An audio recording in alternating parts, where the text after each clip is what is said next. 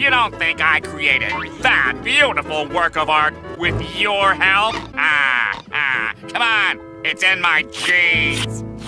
It's got genes! It's got genes! Hey crew, my name is Dave and welcome to Cave Central. This past week, the internet's been in an uproar over American Eagle releasing a new ad campaign with Sydney Sweeney promoting jeans, depending on how you spell it. Some people were calling it a return to sexy, while others were calling it a 1930s German promotion of eugenics. Obviously, that's ridiculous. This isn't even the first ad for jeans that used that exact same pun. And I remember a few years ago when Nike did those ads with Colin Kaepernick, the argument for why it was a good idea was because the stock price went up. And if that's the case now with American Eagle, then this argument's already over. So if you want to sit there and think that these individual massive corporations have some high-level social agenda, the agenda is dollar bills, y'all. But I'm not saying anything that you shouldn't have already known. What I really want to talk about is this current trend of basic bros mass simping over Sydney Sweeney specifically.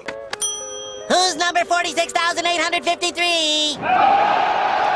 I've seen these man-on-the-street interviews on college campuses where they'll ask random dudes questions like, who's your celebrity crush? And more than half of them will say, Margot Robbie. And then the rest of them will say Sydney Sweeney. And these guys individually clearly all have the same far-fetched fantasy that she's gonna be their personal trad wife, even though she's the one making bank. And Sydney knows exactly what she's doing and who she's speaking to. And good for her. I'm happy that she's self-aware and that she's making money in the process. But when a girl who's as attractive as her has this persona that deliberately welcomes as much attention from as many men as she does, i.e. catches you looking at her assets and smiles at you like she's not offended and thinks it's cute. In a current society that very inconsistently classifies men approaching women as predatory behavior, men should probably be more careful with their priorities. I mean, she broke up with her ex-fiancé of 3 years after she started to get more famous. If I didn't have to say all this, she wouldn't be selling men's soap infused with her bathwater. I can only imagine who would pay money for that. My name is... 初心者マスター69 and I paid monetary currency for Sydney Sweeney's bathwater soap. Frankly, I believe that Sydney Sweeney's attractiveness level is around a 6.8 and she's honestly pretty mid. She doesn't come anywhere close to being as bodacious as my beloved Hatsune Miku. So she should take it as a badge of honor that I would be willing to sensually caress the saponified essence of her exfoliation against the epidermis neath the folds of my adipose tissue after scrolling for 16 hours on Reddit. This temple needs to be cleansed. なんで巫女になれないの?